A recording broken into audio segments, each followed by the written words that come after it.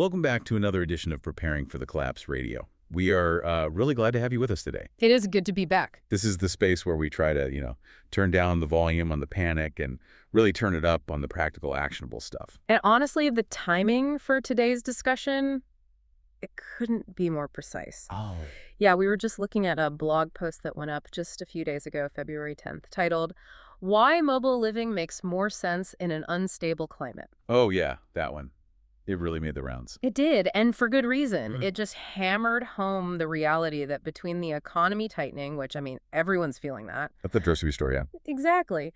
And the climate instability we're seeing, this conversation about preparedness, it's not some fringe hobby anymore. It's becoming central to how we navigate modern life. If you think long-term about preparedness, this podcast is for you. Absolutely. And that context is so important because when people feel that squeeze the wallet, the unpredictable weather, the immediate reaction is often a kind of paralysis. Right. I hear this all the time. People think, I don't have $10,000 for a bunker or a Tesla Powerwall, so why even bother? They just check the bank account, see the balance, and decide to, hope for the best. Which is a dangerous strategy. Hope is not a plan. Not at all. But today, we are completely flipping that narrative. We're looking at a brand new resource that was released just today, February 16th. What? It's titled, "What to Stockpile First When Prepping on a Tight Budget." And this comes from author Spirit Walker. For those who follow this space, you'll know Spirit is a central figure over at Nomadic Enterprises and the voice of the Forgotten Wisdom blog. Yeah, Spirit Walker has a very distinct philosophy. He really separates himself from a lot of the, the loud fearmongers out there. He's not trying to sell you fear. No, he's trying to sell you resilience. And so the mission for our broadcast today is simple. We're going to debunk this myth that preparedness requires a fortune. We're going to lay out how to build resilience when you're absolutely broke. Let's get into it. All right, starting with the philosophy. The source material opens up with a really bold claim.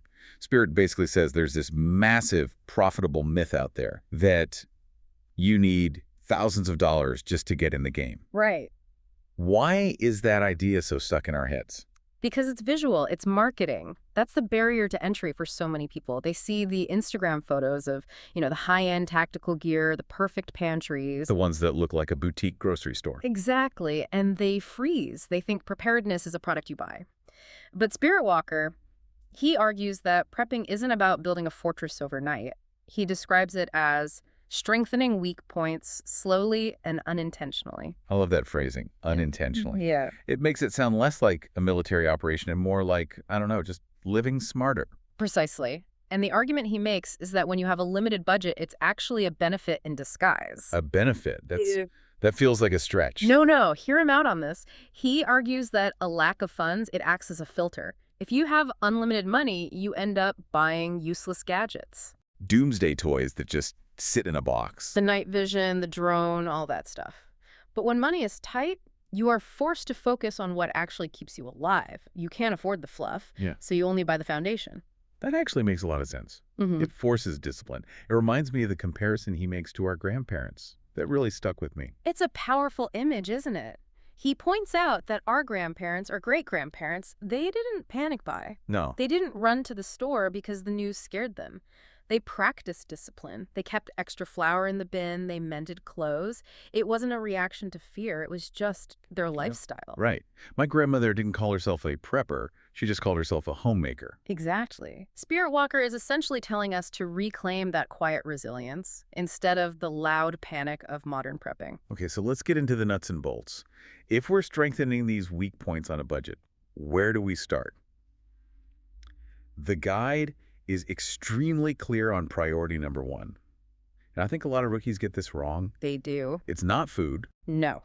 It is always water. Before gear, before tools, before that extra bag of rice. Water is the absolute baseline. Why is that the case?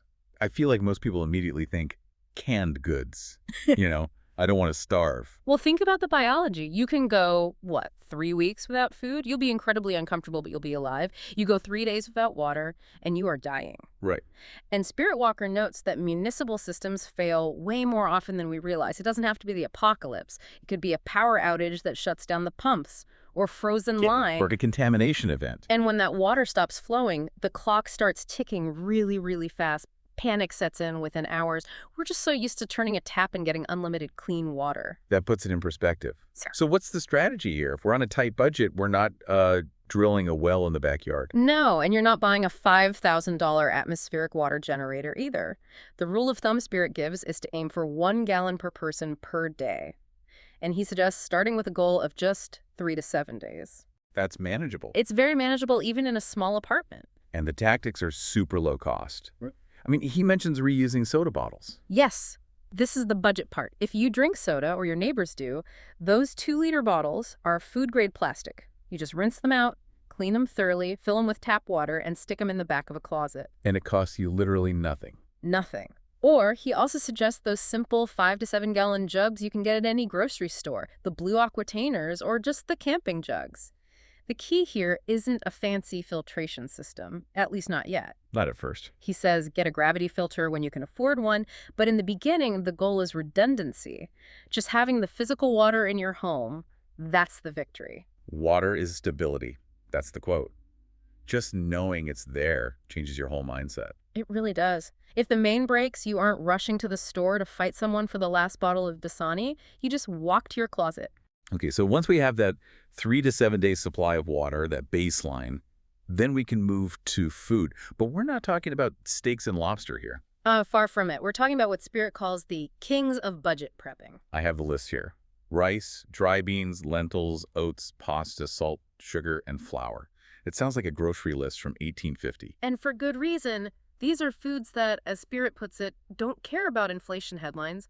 They just sit quietly and wait. They last for years if you keep them dry. But the cost perspective here is vital. He makes a comparison that I think everyone really needs to hear. Which one was that? He notes that a 20-pound bag of rice often costs less than a single dinner out at a casual restaurant. Wow, when you put it that way. I mean, think about that. One meal versus weeks of survival calories. That one bag holds thousands and thousands of calories. When you are prepping on a dime, calories matter more than variety. You're buying fuel. Not a culinary experience. Not at all. But there is a catch, right? We need protein, and protein is usually the budget killer. Meat's expensive. It is, and the freeze-dried stuff is exorbitant. So Spirit Walker addresses this protein problem with some specific budget hacks. First, he points right back to dry beans. Doing double duty. Exactly. Calories and protein. You combine rice and beans, you get a complete protein. What else? He suggests peanut butter. It's calorie-dense, high-fat, high-protein, and it's shelf-stable. Powdered milk is another one people forget. And then he mentions buying canned tuna or canned chicken. But there's a specific rule for the canned meat. Yes, only buy it when it's on sale. That seems like common sense, but I guess in the prepping mindset, people want to buy it all now. Right, and Spirit warns against that urge to complete the stockpile in one day. He says you don't need a year's supply of freeze-dried steak. You need sustainable basics. If you just buy 2 cans of tuna every time they drop to $1 at the store, You suddenly have a stockpile. and you never broke the bank in a single trip, it's about playing the long game. It's the slow, unintentional accumulation again. Okay, moving on. This is a big one that I think most people overlook because we are so used to just flipping a switch on the wall. Light and heat. Oh, this is a massive blind spot. Spirit Walker explicitly calls skipping this a mistake. We're so dependent on the grid that we forget how psychologically damaging it is to sit in the freezing dark. He has a quote about this. Comfort reduces panic. Warmth prevents bad decisions. That is such a profound insight into survival psychology. When you're cold and you're in the dark, your cognitive function drops. You Yeah. feel isolated. You make rash choices. And the advice isn't to buy a whole house generator. No, not at all. He lists things like candles, matches, lighters, and extra blankets. Simple, cheap items. Yeah. He recommends a basic propane camp stove or a small butane burner. You can get those for $20-30. Right. They cost next to nothing compared to solar systems, but in a 3-day blackout, they're the difference between misery and just manageability. Being able to boil water for coffee or heat up a can of soup, that changes everything. It changes the entire morale of a household. And speaking of unglamorous problem, sanitation. The guide calls this the unglamorous list. It is unglamorous, but it is critical. When infrastructure falters, the water's out, trash pickup stops disease becomes a real threat. History tells us that in collapses, disease often kills more people than violence or starvation. So what's on the list? Bar soap, toothpaste, feminine hygiene supplies, trash bags, bleach, and toilet paper. Bleach is an interesting one. I usually just think of it for laundry. Bleach is a multi-purpose survival tool. It can sanitize surfaces, and in an emergency, it can be used to purify water, if you know the right ratios. It's a dollar store item that saves lives. And none of this is exciting to buy. No one brags about their stockpile of trash bags. No, I don't see any trash bag influencers on social media. But when the system strains and the garbage hasn't been picked up in 2 weeks, those bags and that bleach are what you will miss the most. It really is about removing anxiety. Now, this next segment is probably my favorite part of the entire guide. We talk a lot about buying things, but Spirit Walker argues that the most valuable stockpile weighs absolutely nothing. Yes, the most overlooked stockpile. Skills. This is the ultimate budget hack. If you are completely broke, $0 to spare, you can still prep just by learning. He calls skills leverage. It's the perfect word for it. I mean, if you have a garage full of wheat berries, but you don't know how to grind them or bake with them, they are useless. Just rocks. Right. He lists specific skills. Cooking from scratch, baking bread, properly preparing dry beans, repairing items, water purification. When the economy tightens, skill becomes currency. That is a powerful idea. It's huge. In a true collapse or even just a heavy recession, the person who can do things is often way better off than the person who just has things. And learning these skills costs nothing but time. YouTube, library books. It's free resilience. On the flip side of that, there's an anti-shopping list. Spirit is very specific about what not to buy. This is where he pushes back against the commercial side of the industry. He says, do not start with tactical gear. Do not start with expensive freeze-dried meals. Don't buy the fancy gadgets. It's tempting, though. That stuff looks cool. It feels like you're being active. It's a false sense of security. He says those can come later, but the foundation is water, calories, heat, hygiene, and skill. If you buy a night vision scope but you don't have 3 days of water, your priorities are completely backwards. The goal is to remove anxiety one shelf at a time. Not to play soldier, it's that shift from being nervous to being resilient, and it is affordable. Now, zooming out a bit, all of this advice comes from the broader ecosystem of nomadic enterprises. We've been quoting the blog, but they cover the whole spectrum of this lifestyle. They do. While we focus on the budget basics today, for the listener who maybe is a few steps ahead or is ready to expand, Nomadic Enterprises offers a lot more on their site. What kind of stuff can people find there? Well, they have specific categories like Grandmother's Attic, which I love. It's full of those vintage, durable goods. They sell gardening seeds, coats, and jackets for that warmth element. Hunting and fishing gear. Right.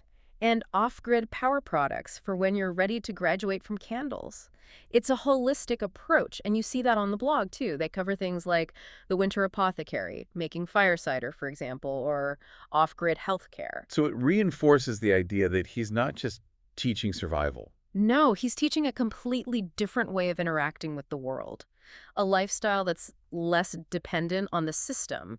It's not just about surviving a disaster. It's about living better right now. And with the way things are going, those two things are becoming the same thing. They really are. So if you're listening to this and you're thinking, okay, I have the blog posts, I have the list, but I want the full blueprint, there is a next step. Yes. For the listener who wants to go deeper than a PDF, author Spirit Walker has the Preparing for the Collapse book series. This is essentially the encyclopedia of everything we've been discussing, right?